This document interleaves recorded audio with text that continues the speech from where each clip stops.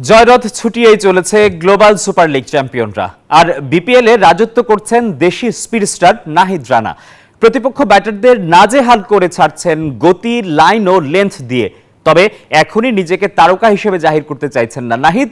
সাফল্যের কৃতিত্বটা দিলেন রংপুর রাইডার্সের কোচিং ইউনিটকে। উড়ছে রংপুর রাইডার্স আর উঠছেন নাহিদ রানা। বিপিএল এ গতির ঝড় তুলে ব্যাটসম্যানদের দিশাহারা বানিয়ে নিজের ছাপ রেখে যাচ্ছেন বাংলাদেশের দ্রুততম বোলার। আর এটাই হলো রংপুর রাইডার্সের চাঁপাইনবাবগঞ্জ এক্সপ্রেস। বিপিএল এ পেসারদের মধ্যে দ্বিতীয় এবং টুর্নামেন্টের শীর্ষ 3-এ জায়গা করে নিয়েছেন এরই মধ্যে।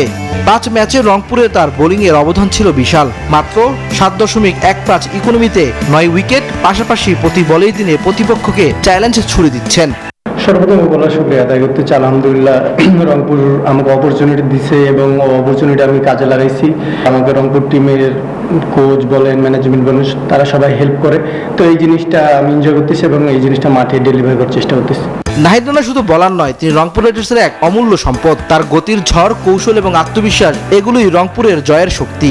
মানুষের প্রসঙ্গে এগুলো মানুষের শুনতে ভালো লাগে। তো আমি এই জিনিসটা চেষ্টা করি যতবারই এগুলো থেকে দূরে থাকার, কারণ নিজের ভিতরে যত স্যাটিসফাই কম আসবে তত আমি সামনে এবং আমার ভিতরে হাঙ্গারনেসটা থাকবে পারফর্ম করার। যদিও নিজেদের হারিয়ে খুঁজছেন রাজধানীর দলটি, ঢাকা কিংবা সিলেটে কোথাও জয়ের দেখা নেই মোসাদ্দেক সৈকতদের।